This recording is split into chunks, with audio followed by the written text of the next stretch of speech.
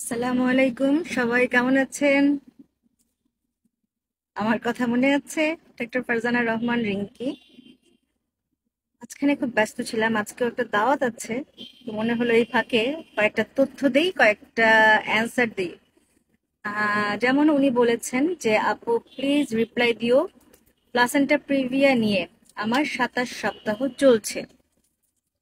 আচ্ছা, 27 সপ্তাহ চলছে ওনার প্রেগনেন্সির, এবং প্লাসেন্টা প্রিভিয়া, প্লাসেন্টা কি? গর্ভফুল, যেটা হচ্ছে যে ফুল আহ, থাকে বাচ্চার ডেলিভারির সময়। আগে বাচ্চাটা ডেলিভারি হওয়ার কথা, তারপর ফুল ডেলিভারি হওয়ার কথা। হ্যাঁ, কিন্তু যদি এমন হয় যে ফুলটা বাচ্চার মাথার নিচে আছে, মানে আগে ওই ডেলিভারি হতে গেলে ফুলের উপর চাপ পড়ছে আগে, হ্যাঁ, তাতে কি হবে?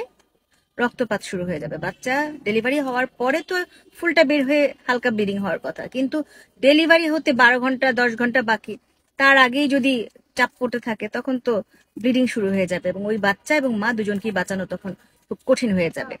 শুধু তাই না, এটা তো শুধু ডেলিভারির কথা বললাম, এটা সেন্ট্রাল প্লাসেন্টা প্রিভিয়া যদি থাকে, যে ওনার যেটা আছে, মানে একদম মাঝ বরাবর আছে ফুলটা, এরকম যদি থাকে, তাহলে যখন থেকে প্রেগনেন্সি এনি টাইম তার হিউজ ব্লিডিং শুরু হয়ে মা এবং বাচ্চা দুজনের জীবনই ঝুঁকিপূর্ণ হতে পারে। সুতরাং কি করতে হবে, যে এই সময় কঠোর ফলো আপে থাকতে হবে গাইনোকোলজিস্টের, এবং একদম রেস্ট, যে কাজ মানে বাথরুমেও যাওয়াও আমরা অ্যালাউ করি না, পারলে বেড প্যান ইউজ করবে। হুম। আর হচ্ছে যে ব্লাড, নিজের রক্তের গ্রুপের ডোনার 2 জন 3 জন 4 জন রেডি রাখবে, সবসময় যেদের কল দিলে যেন আসতে পারে।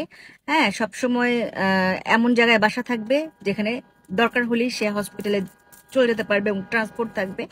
এবং ডেলিভারির সময় এমন জায়গায় ডেলিভারি করবে যেখানে সব রকম অপারেশনের সুবিধা আছে বাচ্চার, কারণ ছোট বাচ্চা বের করতে হতে পারে, বা অনেক সময় রক্তপাত এমন হয় যে ইউটারাস বা জরায়ু ফেলে দেওয়ারও দরকার হতে পারে।